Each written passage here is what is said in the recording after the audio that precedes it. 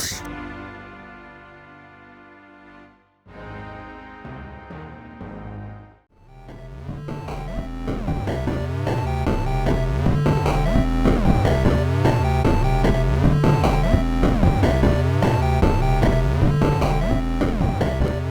guys, this is AJ. And this is Jurn. This is week 2 of our personal tournament of power with our favorite fictional heroes, introduced by me, Jurn, and of course our viewing audience.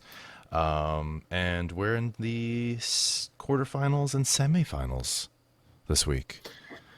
Yeah, let's get it, dude. And it's been quite a go so far.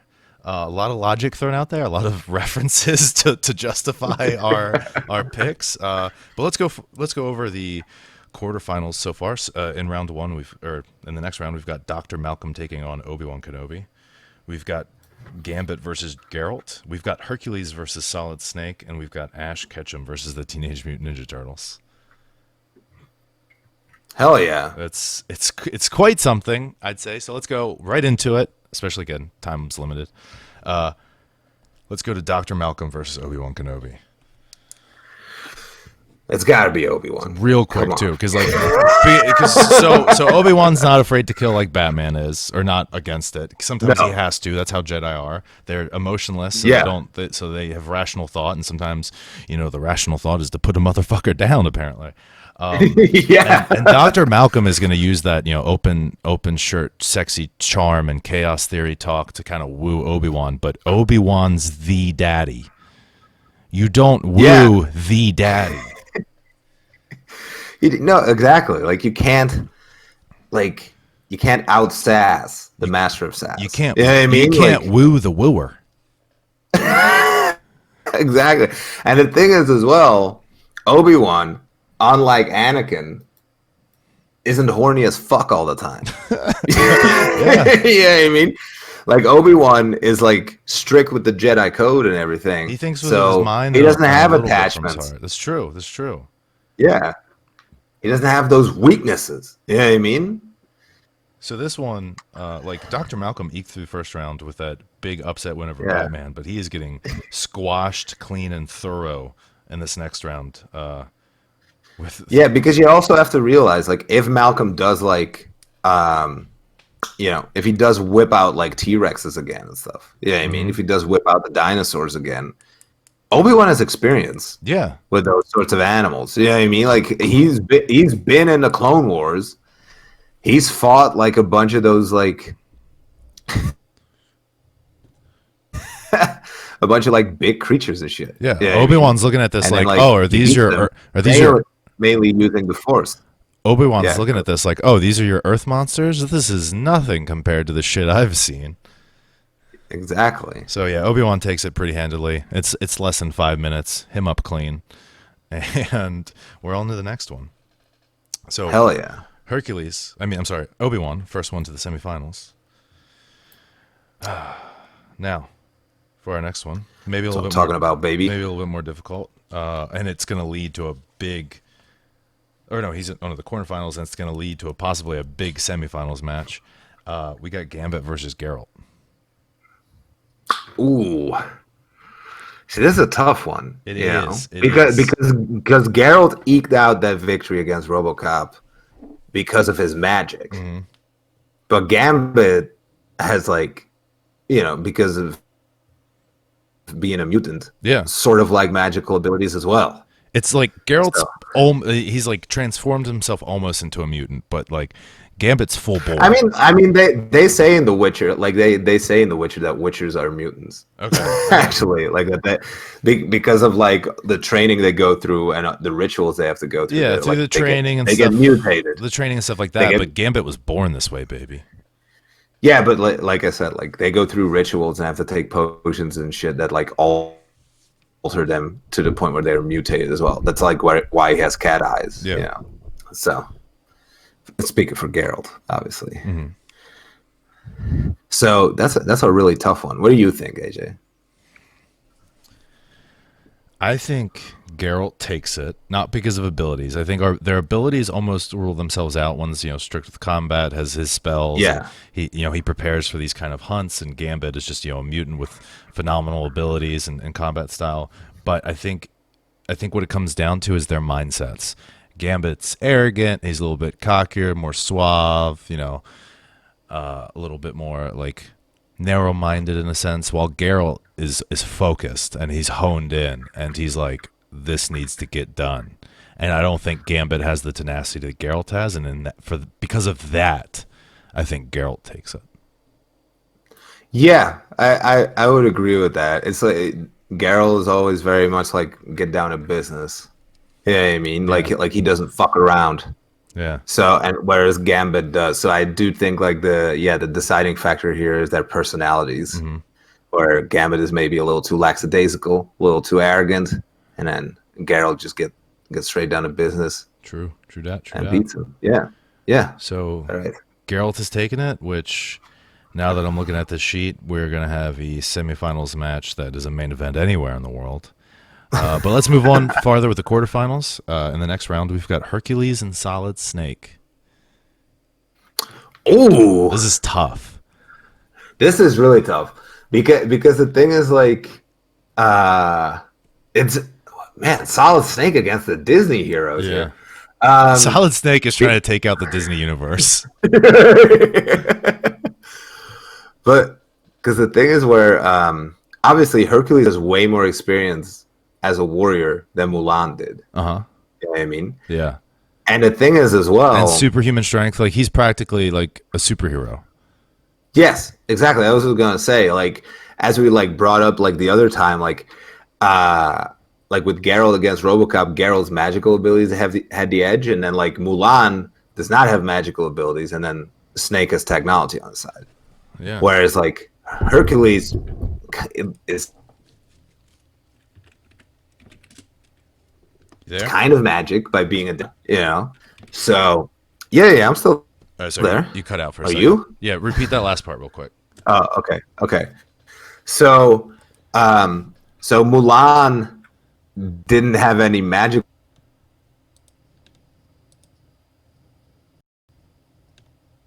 abilities, so his technology. Whereas like Hercules, by being a demigod, is somewhat magical. You know what I mean? Which I guess makes this interesting. Mm-hmm. I think. Wait, before you come with a decision, Okay. let me throw a wrench in there. Okay. Hercules gets the Titans. Solid Snake gets the army of Metal Gear Rays from the second game. I'm sending you a link to see what the Metal Gear Ray looks like and its abilities. Please. Let's throw that wrench in there. Let's say Hercules gets the Titans. Oh wait, that he defeats. I know the Metal Gear Rays. It's because in Metal Gear Revengeance, you get to chop one of those up as Raiden. Mm-hmm. And Rules of Nature plays in the background. Yes. Okay, but how many? I think you fight like 5 or 6 or something like that. Okay, that's probably like it's around insane. the same amount of. Probably around the same amount of Titans. Yeah, Hercules has, right? the end of that fucking game is an acid trip. So it's kind of like Roadhouse. Sure. Here's the thing, man. I think I honestly think Snake would take it. Really? Yes, I think Snake would take it because the thing is like you said, like Snake is a clone of like the most decorated war hero there is. Yeah. Right? And then like along with all of his own experience, like he's faced everything there is. Mm-hmm. You know what I mean? Well, except for demigods, but to be fair, some of the villains he fights have like superpowers. Yeah. So, and the point I'm trying to make is that like all of Hercules' opponents, Disney Hercules, are pretty straightforward. Besides, like maybe Hades, which he ends up beating because of love. So, lame. But even then, like the reason, like the way he goes for Hades is like Hercules doesn't really stop and think. You know, Yeah. he's just like a natural fighter. He just like kind of goes for He it. bores through. Like his ability is strength. Yeah, exactly. Whereas like Snake would analyze. I almost said Snape, by the way, but Oh man, dude, he's gonna be in the villains tournament. You best fucking believe. but Snake would analyze and like formulate more of a plan, and then it's also the thing of like he would probably see like immediately how strong Hercules is, Mm-hmm. and then try to sneak and like do it from the shadows. You know what I mean? Yeah. He would Which is something Hercules hasn't really encountered. he would become evasive as soon as possible, and while the Titans and the Metal Gear Rays and stuff are going at it, and Hercules is maybe Yeah. helping with the Metal Gears, like Snake is like slipping away. Snake is getting distance between him and Hercules, because even though he could probably hand to hand combat Hercules, like once Hercules did land a shot or grabbed him and got a hold of him, it's over. Yeah, he would just rip him apart. Yeah. Right. So I do think Snake edges it out. All right, I wasn't thinking that going into this, but I'll take it. I'll go with Solid Snake. That works with me. That's crazy. Solid Snake is destroying the Disney universe, which he could go clean sweep. Like if Obi-Wan makes it to the finals and so does Solid Snake could. I mean, Star Wars is a Disney property now. Yeah, that's true. Oh fuck, this is crazy. All right, our last quarterfinal matchup before we get to the semis is Ash Ketchum and the Teenage Mutant Ninja Turtles. Ooh. See, so like once again, of course, it's Ash with Pokemon. Yep. Same crew. Yeah, he beat John because of numbers advantage. Yep. Now, obviously, he still has a number advantage because he has 6 Pokemon as opposed to like Ninja Turtles like 4, right? Yeah. But it is like a completely different environment because the Ninja Turtles, they have plenty of experience taking on multiple opponents. Exactly. I was about to say that. Yeah, like, if you watch any of their fights, it's them versus a horde of ninjas. Yeah, exactly. And if it's not, they've fought and attacked creatures like Pokemon before. Yeah, like it's not going to blindside them like it would Jon Snow, where he's like, "Why the fuck is this turtle shooting water at me?" You know, like the Teenage Mutant Ninja Turtles are like, "I'm a turtle person. Like I'm the most surprising thing on this battlefield." Yeah. So yeah, and then, like I said as well, like the turtles are not afraid to kill. They will not hesitate, especially not with the Pokemon. Mm-mm. Like they might feel sorry for Ash. Yeah, you know what I mean. Like in the same vein as like, but they'll feel sorry for him after they've done it. Yeah. So we go on Teenage Mutant Ninja Turtles. Yeah, let's go Teenage Mutant Ninja Turtles. All right. Let's lock it in. Final answer. Final answer. Survey says Teenage Mutant Ninja Turtles. Now, we've got about like 12 minutes left to make these next two arguments, and I think we're going to need all of them for this next one. In the semifinals, it's a battle of the daddies. It's Obi-Wan Kenobi versus Gerald of Rivia. Okay, so this is like very tough. Right? This is so tough. I'm especially because I want to kiss both. So same. And they're both the one's Ewan McGregor, the other one's Henry Cavill. Let's be clear. Yeah.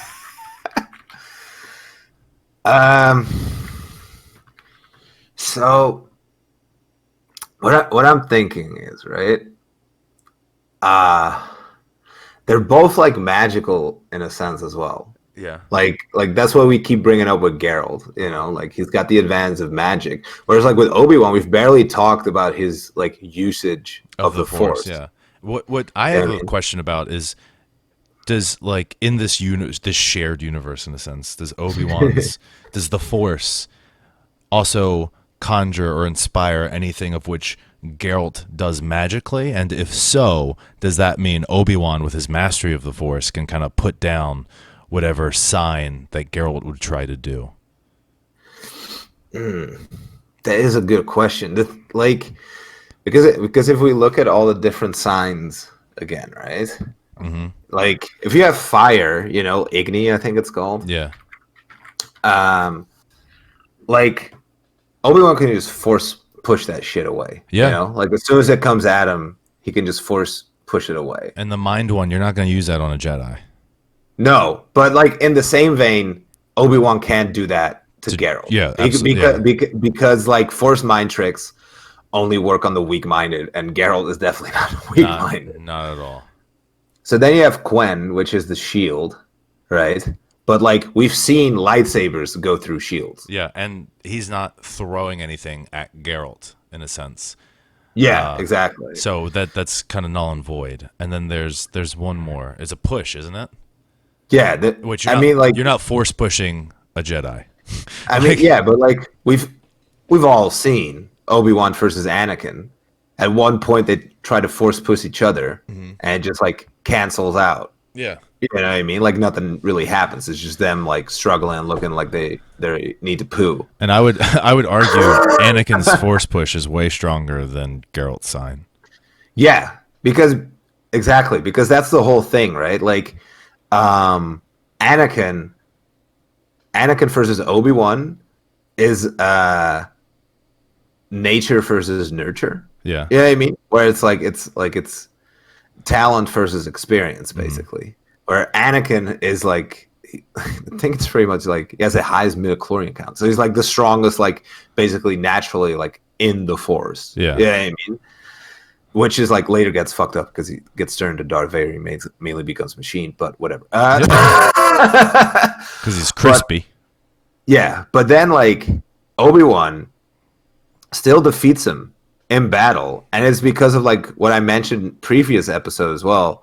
It's like Obi-Wan is a master of like defensive combat, right? Like with the lightsaber.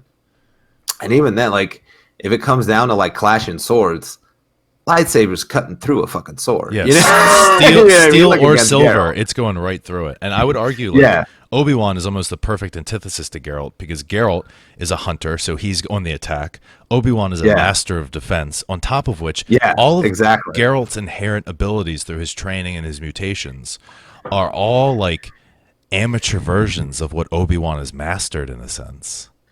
Yeah, and it all basically gets canceled out by the Force. Yeah. So I mean, so I think we're both in agreement that Obi-Wan wins. Yeah, here. Obi-Wan Kenobi. Yeah, and now, wow, that was tough. It was, but like I think we came to a good conclusion. We used logic in this fictitious world that we've created, and we really kind of picked it apart. And I think we made a very good, educated, and informed decision. Yeah. Which now brings us to like in general we've been doing that. Yeah, it's crazy how analytical we've gotten about this. Yeah, absolutely. The next one, our last semifinals before our finals, which we will do live. Hell yeah, is Solid. That's going to be a big debate. Yeah, this is Solid Snake versus the Teenage Mutant Ninja Turtles. Oh man. Here's the thing. I almost just want to give it to Snake just because he's been on the Disney killing crusade, you know what I mean? And like that's gonna be the hotter final, but I don't know if he could take on the Turtles. I feel like once again it's like the big numbers advantage. And I have to say, like, I haven't played Metal Gear enough to know how Snake does against numbers. I mean, in the game, you're going up against you're invading entire fortresses full of soldiers. Okay. And you take on, again, those Metal Gear Rays that you teamed up with against Hercules not long ago. At the end of Metal Gear Solid 2, I mean, you're Raiden, you don't play as Snake, but Snake could probably do it as well. You fight like 5 of these things and win. And he's fought Metal Gears and win, like more than one, like more than... Maybe not more than one at a time, but also I'm thinking, like, if Solid Snake's got a hold of, maybe we don't give him Metal Gear Ray, maybe if we give him Metal Gear Rex, like, like are the Teenage Mutant Ninja Turtles taking down a giant robot? But even still, like the numbers game, I think, like through evasion and like that's the thing, right? Because that's what I was gonna say. Like, I think like because a lot of Metal Gear is sneaking around, right? So like if you're outnumbered, you sneak around, you pick them apart like one by one. Yeah. But then, how you gonna out sneak ninjas? Right? Yeah. You know what I mean? And like whenever you come up against a foe in the game that's like ninja related or something along those lines, like there is no sneaking. Eventually, it just comes to hand combat. Which again, the numbers game. Which I think if it was hand to hand, Snake could take one of them. All four is kind of a different story. Yeah. But if you add the weapons involved, Solid Snake is shooting some kneecaps. And also possibly using, like, if we give them a Metal Gear or something. But, like, it's so weird. Like, if they get the numbers on them, solid, close combat, and they have their weapons, Snake can't shoot them all at once, right? But, like, if he creates some distance, he's got some guns, he's laying down some fire, he's maybe getting to a Metal Gear, he's... Who knows? Yeah. If he's got the tools, you know. So I guess like it once again comes down to, is this per chance or is it with prep time? I'm gonna let you lay out the scenario.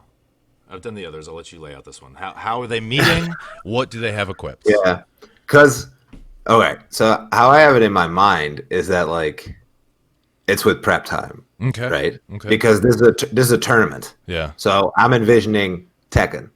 All right. Which is like a tournament, and all the contestants are always aware of the fights they have to do. Okay. So, and considering everything you just laid out, I think with prep time, Snake could take it. I think so too, because if you look at the history of the Teenage Mutant Ninja Turtles, like, regardless of prep time, maybe their approach is different, but their weapons, their tools, what they bring to the table does not change. Meanwhile, Solid Snake being a military expert, he'll bring or do or take whatever he has to survive or win. Like, it's all about the prep work.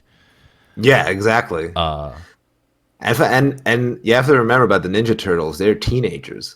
Oh yeah, they're they just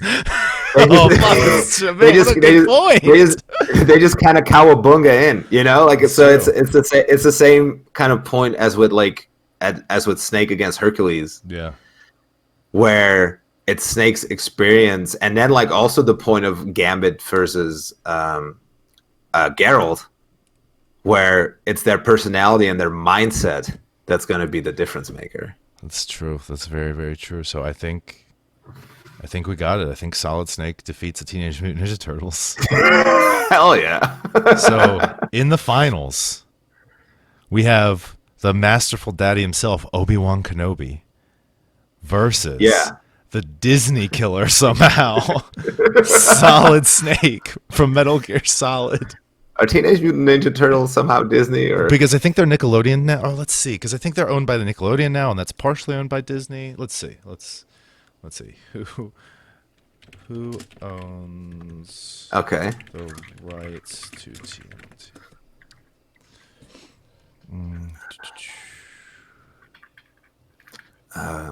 Nickelodeon acquired the global rights to TMNT. But who owns Nickelodeon? I have no clue, dude. Who owns Nickelodeon? Oh, Viacom owns them. Okay. So Viacom is another big, huge media conglomerate. Okay. I see some of this. In the aftermath.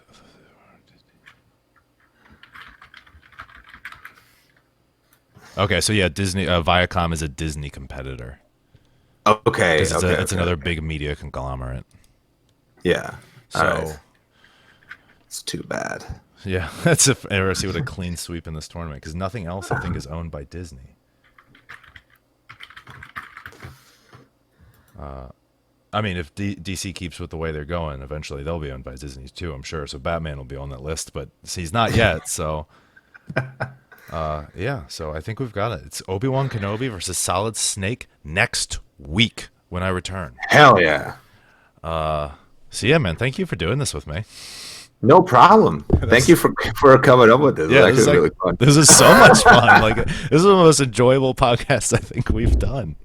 Yeah, definitely one of. Yeah, so I'm definitely looking forward to coming back to do this podcast. Thank you everybody for participating. Thank you everybody for tuning in on YouTube to listen to this. Please hit subscribe, and of course, please follow Jurn at Jurn Simmons on everything, plus twitch.tv/marqueegamer. And yeah, thank you everybody. Have a wonderful rest of your day, evening, or whenever the fuck you listen to this. Hell yeah, dude. See you guys later.